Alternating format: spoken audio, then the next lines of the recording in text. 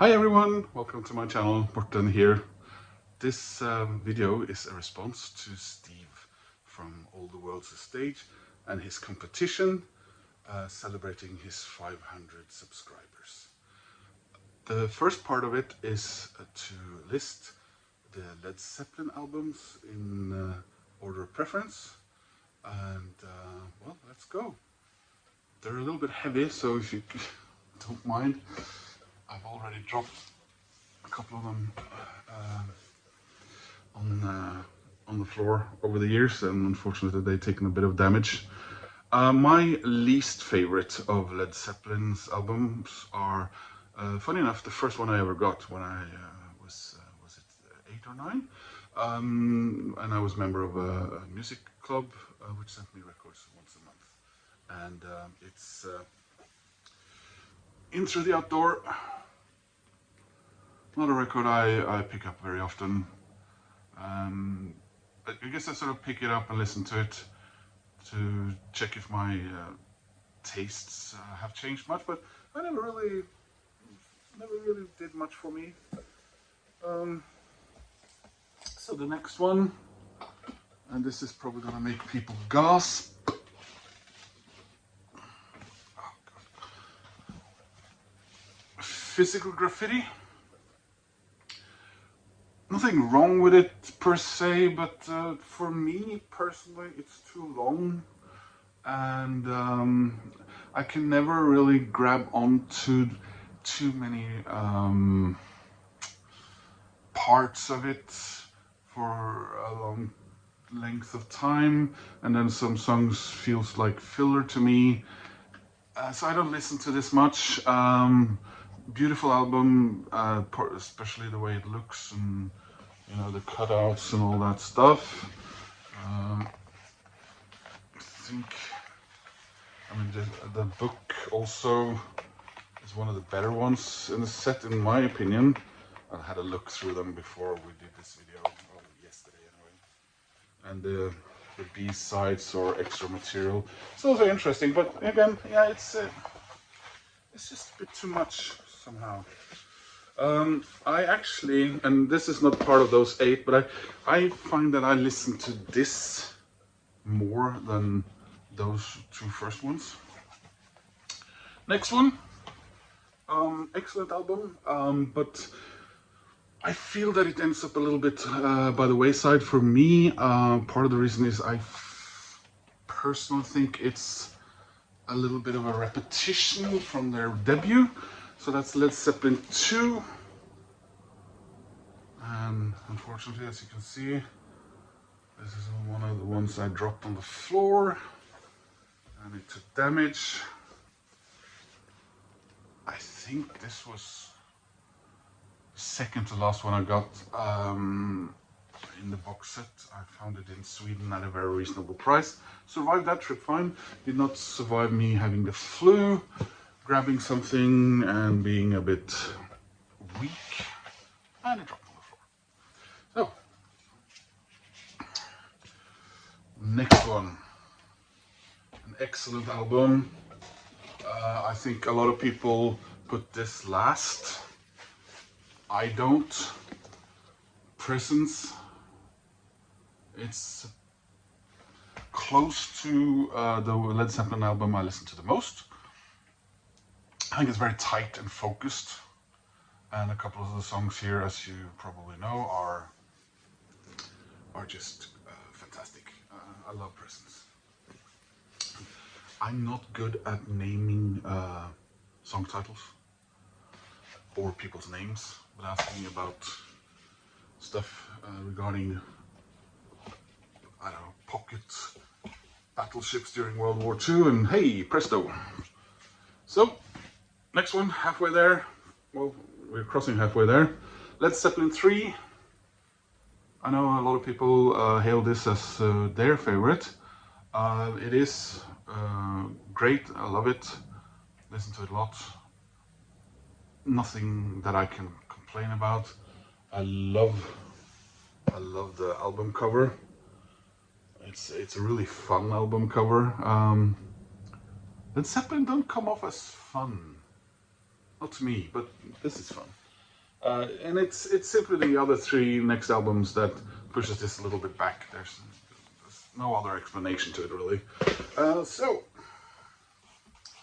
next one for me is Houses of the Holy. Again, just an amazing record. I listen to this almost always, for some reason, first when I go through these boxes. But yeah, no, it's a great album.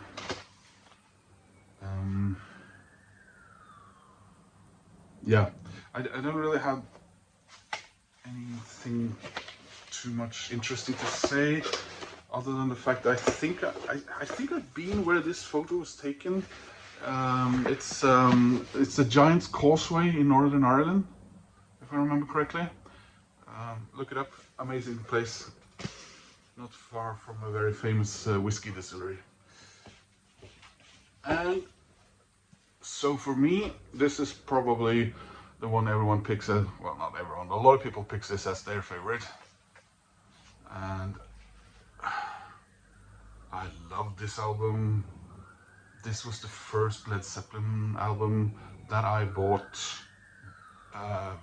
my own edition on vinyl. Then after that, I bought all my Led Zeppelin records far later and on CD. I don't have those anymore because I got these, which also includes CDs, but you guys probably know that perfectly well. And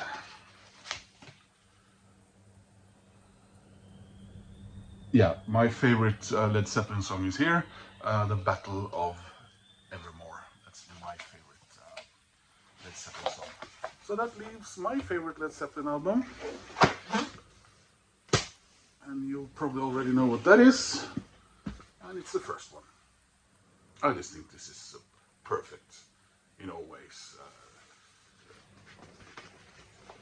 This is the record that sometimes pushes the Who off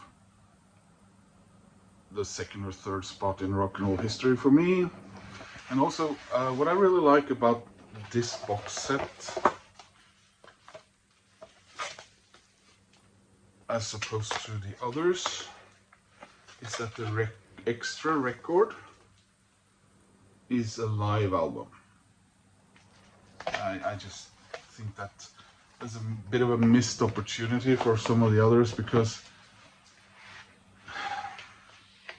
you sit there and you end up hearing demo versions of Stairway to Heaven or whatever, and I'd rather listen to a good live concert, which I think this is.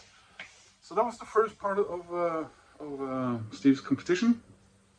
Second one. So I don't know if I did this right, which is why I have ended up with 2 entries. Sorry if that's cheating, but I just want to, make this right, Steve. So, allegedly, there's apparently no proof. As you know, I'm here in Oslo, in Norway, and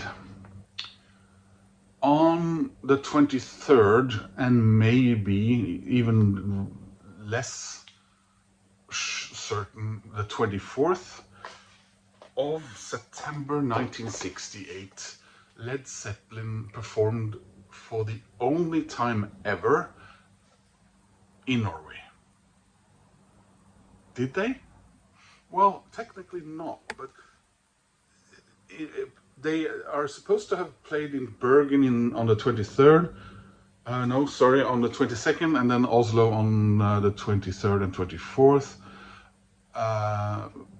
as the new Yardbirds. Some people dispute this, but the day after, they are on the 25th of September 1968, they are back in the UK at London's is it Olympic Studios, and they start recording Led Zeppelin 1 the day after they've been physically in Oslo, or the same, I don't know when that flight was. So, what's that got to do with Steve wanting us to incorporate the number 500 into this competition and link it to Led Zeppelin? Well, they started recording Led Zeppelin 1 on the 25th of September 1968, and on February the 7th, 1970, Led Zeppelin 2 reached number 1 on the English album charts, which is 500 days. Apparently. If this is wrong, I don't want to be right. No, sorry. This is the band Wolfmother.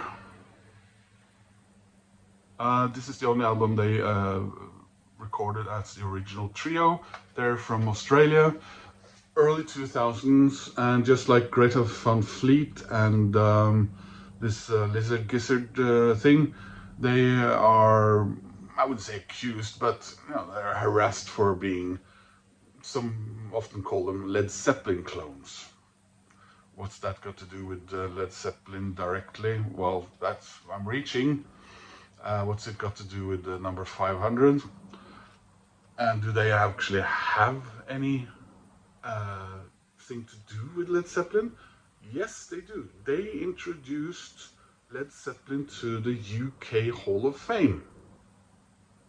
Pretty good from an Australian Led Zeppelin clone. But what does that have to do with the number 500? Well, the last song, Vagabond, shows up on this film, 500 Days of Summer.